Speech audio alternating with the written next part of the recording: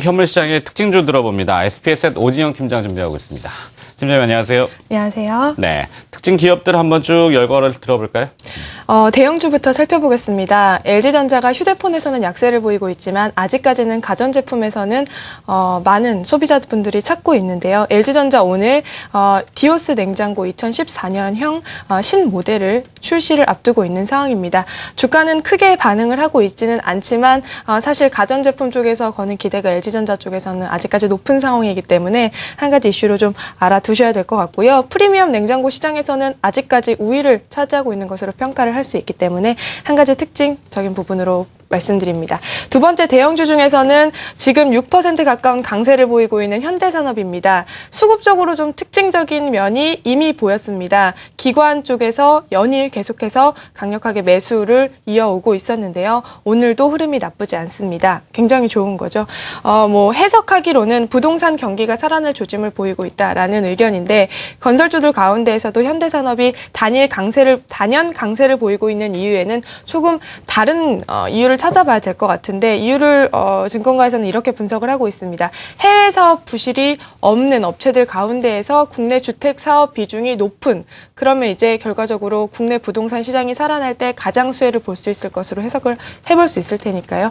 그래서 그 종목으로 현대산업을 꼽고 있었고요. 오늘 큰 강세를 보이고 있습니다. 대형주 중에서 한 종목 더 말씀드리면 농심입니다. 스낵 가격 인상에 대한 수혜를 볼 것이다 라는 기대감 계속 말씀을 드렸었는데 증권가들에서 지난 14일 실적 발표 이후에 연이은 목표가 상향 조정 리포트가 나오면서 주가도 좀 반응을 하고 있습니다. 상승 추세 이어가고 있는 모습인데요. 실적 발표 나온 부분 말씀드리면 지난해 영업이익이 926억 원 나왔다고 합니다. 그러면 한 해 전보다 4% 감소를 했는데 오히려 단기순이익은 868억 원으로 더 좋아졌다라는 평가입니다. 일회성 비용을 제거하고서는 영업이익이 시장 기대치에 부합했다라는 평가를 받고 있는데요. 왜 좋아졌을까 살펴보니까 라면 매출이 굉장히 좋아졌고요. 고가 패키지 기획 상품이 많이 팔렸다고 합니다. 그러니까 비싼 제품에 조금 싼 스낵을 같이 묶어서 파는 패키지가 굉장히 많이 팔렸다고 하고요. 이에 따라서 실적이 좋아졌습니다. 지나간 실적은 좋았는데 앞으로는 어떨까? 앞으로는 더 좋아질 거라고 예측을 하면서 각 증권사들에서 목표가를 상향 조정했습니다. 대동소이한데 35만 원대 전후로 거의 이상인데요. 35만 5천 원에서 36만 원 정도로 목표가가 산정이 되어 있는 상황입니다. 지금 가격보다 훨씬 더 예상 상승률이 좀 높은 거죠. 그래서 올해에도 좀 기대해 볼 만한 종목으로 여전히 음식료 업종 볼 수가 있겠고요. 마지막으로 소형주 중에서 특징주 한 종목 말씀드리면 ACT라는 종목입니다. 5%대의 강세를 보이고 있는데요. 오늘 증권사에서 리포트가 나왔습니다. 내용을 살펴보면 아모레퍼시픽이 판매하고 있는 설화수라는 브랜드의 핵심 원료를 납품하고 있는 ACT의 향후 전망이 기대된다라는 내용입니다. 지금 팔고 있는 내용 살펴보면 아모레퍼시픽으로의 매출 비중이 80%, LG생활건강이 10%, 나머지는 수출이나 기타입니다. 그러면 대형 업체들, 이 회사는 마케팅을 따로 시장으로 할 필요가 없는 거죠. 광고비나 이런 것들 들어가지 않고 이미 매출 올리고 있는 아모레퍼시픽이 잘 팔아주면 ACT 매출이 좋아지는 겁니다. 근데 상장한 지 얼마 안 돼서 공장을 새로 짓고 했다고 해요. 그럼 내용을 살펴보면 앞으로 팔 게 많으니까 공장을 짓는 거라고 좀 생각을 해볼 수가 있겠죠. 그래서 향후 실적에 대한 기대감 같이 붙어가면서 오늘 강세를 보이고 있습니다. 네.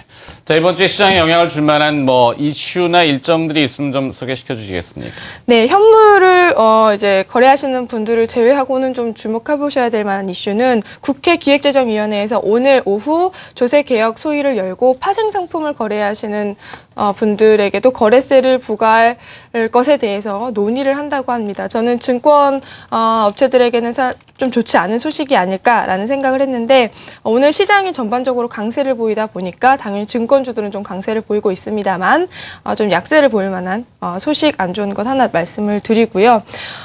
지금까지는 파생상품 거래와 개인소득에 그로 인해서 개인소득이 올라간 것에 대해서는 과세를 하지 않았었지만 개정이 될 경우 이번 논의를 통해서 거래세가 부과될 가능성도 있다라는 내용을 담고 있는 그런 논의가 오늘 오후에 이어질 예정입니다.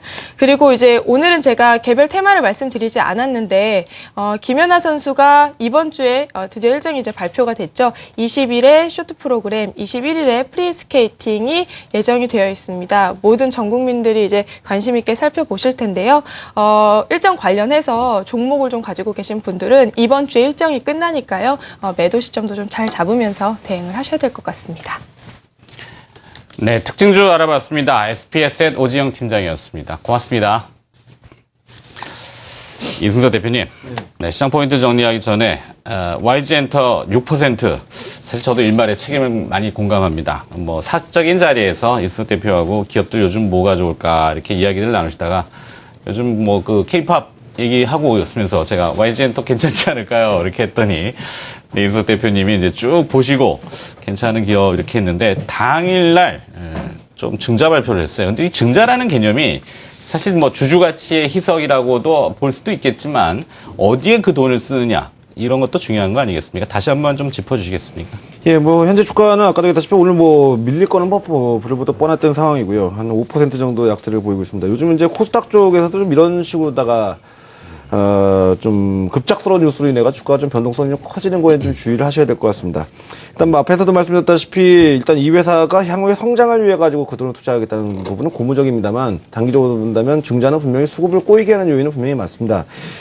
제가 투자자분들한테 뭐 냉정하게 권해드릴 수 있는 부분은 증자에는 가급적 참여 안 하시는 게 어떻게 보면 과거 사례를 본다면 좋습니다. 그래서 주가가 반등은 줄 겁니다. 왜냐하면 증자를 한다는 거는 기업 자체가 그만큼 자신감이 있다는 거죠. 그러니까 뭐 한계 기업이 아니라 뭐 재정적으로다가 문제가 있어가지고 증자라는 게 아니라 투자 재원을 조달하기 위해서라면은 분명히 기업이 주가가 크게 훼손이 되지 않고 자기네들의 자산 가치가 그게 떨어지지 않고 올 거라는 어떤 뭐 재료적인 자신감이 분명히 있을 겁니다. 분명히 재료도 나올 가능성도 좀 있다고 보여집니다. 뭐 신규 가수 출연이라든지 뭐 음원 문제라든지 뭐 이런 문제가 있다 보니까 주가는 올라올 텐데 근데 이게 증자가 참 복잡하고 또 이게 어지럽죠. 그러니까 증자에는 참여는 안 하시는 게 제가 지난번 GS건설 같은 경우는 그런 쪽은 증자를 참여해 보시는 것도 좋다 이렇게 네. 말씀드렸습니다만 이쪽은 좀 증자에는 일단 참여 안 하시고 반등 시에 일단 뭐 의견은 그렇게 드리는 게 맞을 것 같습니다. 반등 시에 매도인데 그럼 어느 정도까지 올라올 수 있냐를 놓고 본다면 그때 뭐 직전 고점이 한 6만 원 정도였다면 5만 8천에서 6만 원 정도 라인 정도까지는 회복이 될 가능성은 단기적으로 있다고 이렇게 보여집니다. 근데 일단 그쪽에 오게 되면 일단 비중을 좀 줄이시는 것이 합당하지 않나 이렇게 보여집니다. 네. 참, 일단 뭐 이승원 네. 대표의 포인트도 좀 정리를 좀 부탁드려봅니다. 일단은 뭐 시장에 대한 반등세가 계속 잘 나타나고 있고요. 특히 이제 시장에서 그 뒤에 이제 올라오고 있는 이 조선주 같은 경우가 올라온다는 것 자체가 이제 시장에 대한 쪽을 좀 긍정적으로 바라봐야 되지 않을까라고 보여집니다. 그리고 이제 시장에서 말씀드렸던 종목 중에 하나가 KH바텍이었는데 지난주 금요일에 급락을 좀 했었습니다. 근데 지금 보게 되면 KH바텍 같은 경우도 삼성전자에서 뭐 메탈에 대한 쪽을 채택한다 안 한다, 뭐 채택을 하게 되더라도 중국 쪽에다 여러 가지 얘기가 나오고 있는데 일단은 그 WMC 좀 그 지나봐야 될 것 같고요. 그리고 삼성의 그 벤더 전략상 항상 한 곳만을 가져가지 않습니다. 항상 이제 여러 곳 최소한 투 트랙 이상에 대한 쪽에 대한 전략을 가져가기 때문에 루머의 가능성이 좀 더 높다라고 보셔야 될 것 같습니다. 네. 자, 오늘 기업 전략 포인트까지 마무리 짓고요. 뭐 여기까지 듣도록 하겠습니다. 개장 분위기 함께 봤고요. 트리플 플러스 이승원 대표, 코리아증권 리서치 이승석 대표였습니다. 고맙습니다. 네, 감사합니다.